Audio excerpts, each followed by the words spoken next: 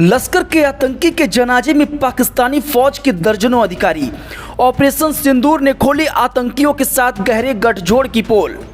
पाकिस्तान लगातार झूठ बोलता आया है कि वो आतंकियों के खिलाफ कड़ी कार्रवाई करता रहा है, लेकिन ऑपरेशन सिंदूर ने पाकिस्तानी सेना और आतंकवादियों के बीच गहरे गठजोड़ की पोल खोलकर रख दी है।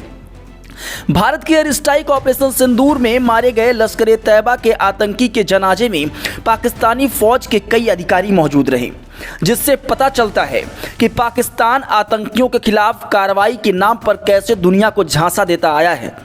पाकिस्तान खुद को आतंकवाद का पीड़ित बताया है, लेकिन जब भारत के हमले में लश्कर का आतंकी अब्दुल राउफ मारा गया तो उसके जनाजे में पाकिस्तानी सेना के कई सीनियर अधिकारी मौजूद रहे।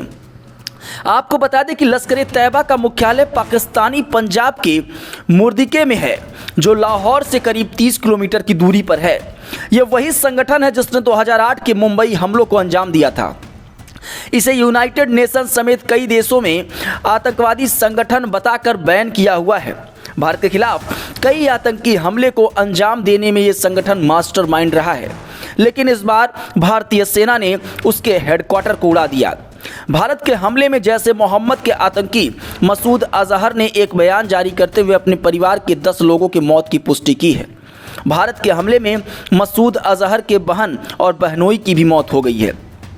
अब्दुल राउफ के जनाजे में पाकिस्तानी अधिकारियों के पहुंचने से साबित हो गया कि पाकिस्तान में चलने वाले तमाम आतंकवादी गठबंधनों को चलाने वाली पाकिस्तान की सेना ही है।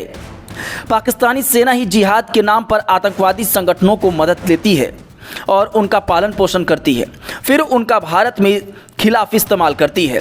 लेकिन अब भारत के धैर्य ने जवाब दे दिया है और अब भारत ने करारा जवाब देना शुरू कर दिया है। आपको बता दें कि ये कोई पहली बार नहीं जब आतंकियों के साथ पाकिस्तानी सेना के सीनियर अधिकारी देखे गए हैं, बल्कि पाकिस्तान की खुफिया एजेंसी ISI और लश्कर के बीच संबंध का कई अंतर्राष्ट्रीय रिपोर्ट में खुलासा हो चुका है।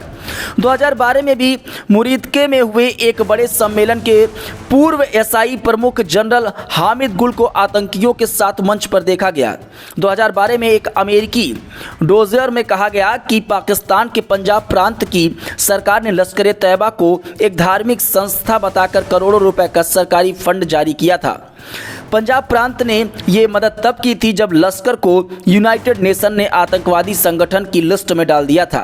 भारत का हमेशा से कहना रहा है पाकिस्तान की सरकार और सेना ही आतंकवादियों को भारत के खिलाफ आतंकी हमलों को अंजाम देने के लिए तैयार करती है।